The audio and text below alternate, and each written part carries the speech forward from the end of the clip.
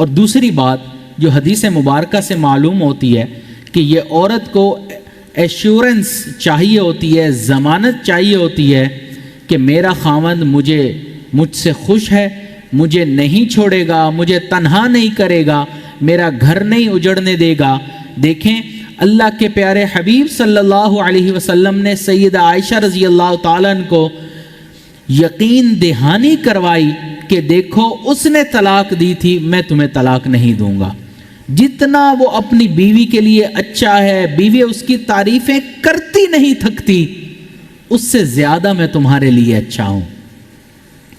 تو اللہ کی شان کہ اللہ کے حبیب نے زندگی کی ان باریکیوں میں بھی ہمیں رہنمائی فرمائی، راستہ دکھایا کہ لوگوں اگر تم جھگڑے سے بچنا چاہتے ہو، پریشانیوں سے بچنا چاہتے ہو، تو میاں بیوی بن کر زندگی گزارنا چاہتے ہو تو ہمیشہ اپنی بیوی کی بات کو توجہ سے سننا پڑے گا، اس کا صحیح مفہوم کو سمجھنا پڑے گا۔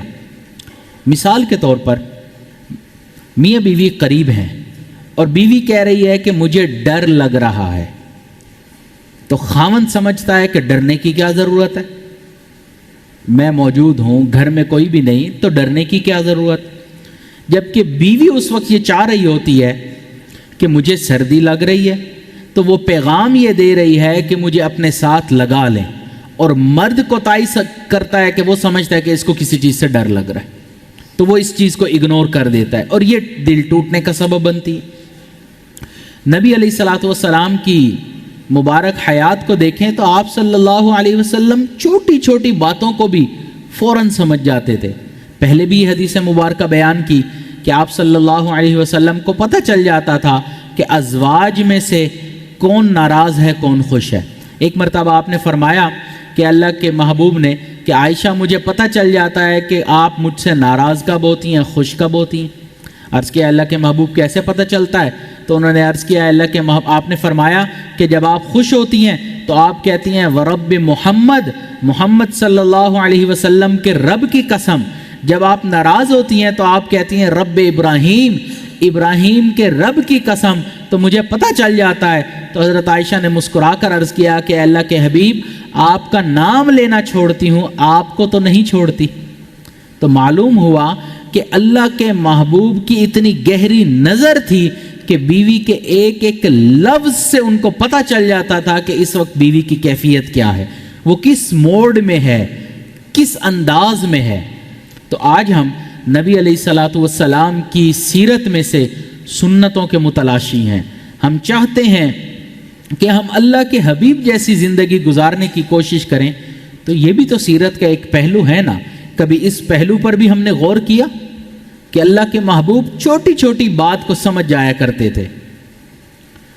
آج تو میاں بیوی ایک دوسرے سے بات کرتے ہیں تو ادھورے من کے ساتھ، ادھوری توجہ کے ساتھ ایک دوسرے کی باتوں کا مطلب ہی غلط سمجھتے ہیں۔ عجیب بات ہے کہ نہ بیوی بری ہوتی ہے نہ خاوند برا ہوتا ہے، بیوی بھی دیندار، خاوند بھی دیندار، مگر مس انڈرسٹینڈنگ کی وجہ سے مس انڈرسٹینڈنگ ہو جاتی ہے، مس کمیونیکیشن کی وجہ سے، یعنی کہ بات کو صحیح طرح نہ کرنے کی وجہ سے غلط فہمیاں پیدا ہو جاتی ہیں، حالانکہ دونوں طرف دیندار ہیں۔ ایک انگریز تھا، اب یہ مثال عرض کر رہا ہوں کہ غلط فہمیاں کیسے پیدا ہوتی ہیں۔ اس نے ایک خادم رکھا ہوا تھا، کام والا، معذرت کے ساتھ لیکن وہ ہماری خان برادری سے تھا، پٹھان سے تھا۔ ایک دن مالک نے دفتر جانے کے لیے گاڑی نکالی تو اس نے اپنے نوکر سے کہا کہ مجھے گاڑی بیک کرواؤ تاکہ میں دفتر جاؤں۔ اس نے کہا بہت اچھا۔ اب وہ اشارے کر رہا ہے کم بیک کم بیک، وہ پیچھے لاتا رہا، اچانک گاڑی جا کے پیچھے ٹکرائی اور ایک زوردار آواز آئی، ڈینٹ پڑا۔ مالک باہر نکلا، اس نے غصہ کیا، اس نے نوکر سے کہا میں تمہیں کہہ رہا ہوں کہ اگر کوئی چیز آئے تو مجھے بتا دو، تم کہیں جا رہے ہو کم بیک کم بیک۔ تو کہنے لگا مالک صاحب میں تو کہہ رہا تھا کھمبا ہے، آپ نے سمجھا کم بیک۔ تو غلط فہمی اس طرح ہو جاتی ہے۔ اب ایک کہہ رہا ہے کھمبا ہے، دوسرا کم بیک سمجھ رہا ہے، تو ایکسیڈنٹ ہونا ہی ہونا ہے۔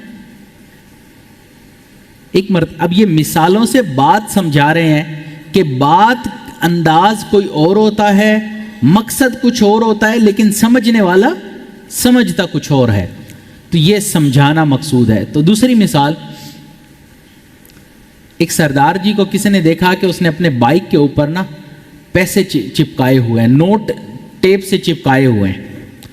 کسی نے کہا کہ سردار جی یہ آپ نے اپنی بائک کے اوپر نوٹ کیوں چپکائے ہوئے ہیں، پیسے کیوں لگائے ہوئے ہیں؟ کہنے لگا میرا موٹر سائیکل بہت خراب ہو گیا تھا، میں نے اپنے بڑے بھائی کو دکھایا تو بڑا بھائی کہنے لگا کہ اگر تم نے بائک ٹھیک کروانی ہے تو اس پر پیسہ لگاؤ، تو اب میں نے یہ پیسہ لگا لیا، اب میرا بائک ٹھیک ہو جائے گا۔ اب بھائی کا مقصد کیا تھا، اب اس نے کیا سمجھا۔ اب اسی طرح ایک اور مثال سمجھیں کہ ایک صاحب کے ہاں ایک بیٹا ہوا تو اس نے رشتہ داروں کے ہاں کراچی بھیج دیا کہ آپ دیکھ بھال کریں۔ دوسرے کے ہاں ہوا تو اس نے فیصل آباد بھیج دیا رشتہ داروں کے ہاں۔ تیسرا ہوا تو اس نے راول پنڈی بھیج دیا۔ اس سے کسی دوست نے کہا کہ اللہ، خدا کے بندے، اللہ نے تمہیں 3 بیٹے دیے، تینوں کو تم نے اتنی دور دور کیوں رکھا، اپنے پاس کیوں نہیں رکھا؟ کہنے لگا اصل میں ہم میاں بیوی چیک اپ کے لیے ڈاکٹر کے پاس گئے تھے تو ڈاکٹر نے کہا تھا کہ بچوں میں فاصلہ رکھنا۔ سبحان اللہ، اب ڈاکٹر کا مقصد یہ تھا کہ ولادت، ایک بچے سے دوسرے بچے کی ولادت میں فاصلہ رکھنا، وہ سمجھے کہ بچوں میں ہی فاصلہ رکھنا۔ تو یہ مس انڈرسٹینڈنگ انسان کے لیے جھگڑے کا سبب بنتی ہے۔ اس لیے میاں بیوی کو چاہیے کہ گڈ کمیونیکیشن سکلز پیدا کریں، بات پہنچانے کا اچھا طریقہ اور سلیقہ اپنے اندر پیدا کریں، صاف لفظوں میں ایک دوسرے کو بات سمجھانے کی کوشش کریں۔ بات چیت کے اندر ان لونگ ایٹیٹیوڈ جو ہوتا ہے وہ بہت زیادہ نقصان دہ ہوتا ہے۔ میاں بیوی جب بات کریں گے ہمیشہ محبت، پیار کے لہجے میں بات کرے۔ غصے میں بات کرنا، بیزاری سے بات کرنا، یہ چیزیں جرم ہے۔ جب اللہ تعالیٰ چاہتا ہے کہ میاں بیوی ایک دوسرے سے پیار کریں، محبت کریں، اچھے انداز میں رہیں، تو ہم پھر کیوں برے انداز میں ایک دوسرے کے ساتھ زندگی گزاریں؟